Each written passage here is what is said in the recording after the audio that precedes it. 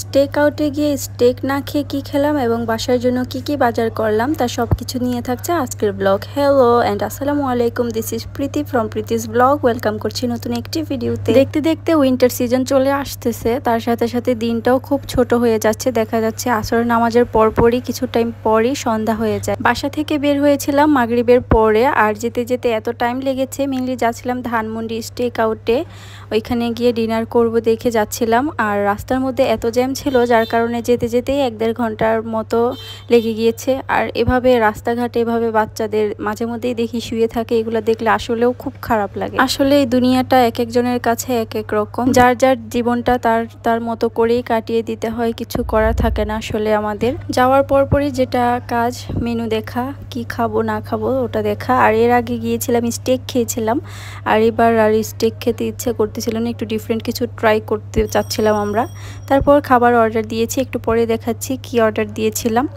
আর খাবার অর্ডার দেওয়ার পর এভাবে আপনাদেরকে ওয়েলকাম ড্রিঙ্কস দেওয়া হবে। আসলে যারা রিজনেবল প্রাইজের মধ্যে খাবার খেতে চান তাদের এখানে না যাওয়াই বেটার আমি মনে করি, কারণ সব খাবারের দামই একটু বেশি মনে হয় আমার কাছে, একটু বেশি না অনেক বেশি মনে হয়। রেস্টুরেন্টটি হচ্ছে ধানমন্ডিতে সীমান্ত সম্ভারের ঠিক অপোজিট সাইডে। এই তো কথা বলতে বলতে আমাদের খাবার চলে আসছে। আমরা অর্ডার দিয়েছিলাম ব্রিস্কেট, তার সাথে ছিল ম্যাশ পটেটো, ভেজিটেবলস। তারপরে আরেকটা অর্ডার দিয়েছিলাম সেট মেনু, ওয়েট একটু দেখাচ্ছি একটু পরে। এই তো এটার সাথে ছিল রাইস, চিকেন স্টেকটা ছিল খুবই মজা খেতে, এটার সাথে ভেজিটেবলস ছিল।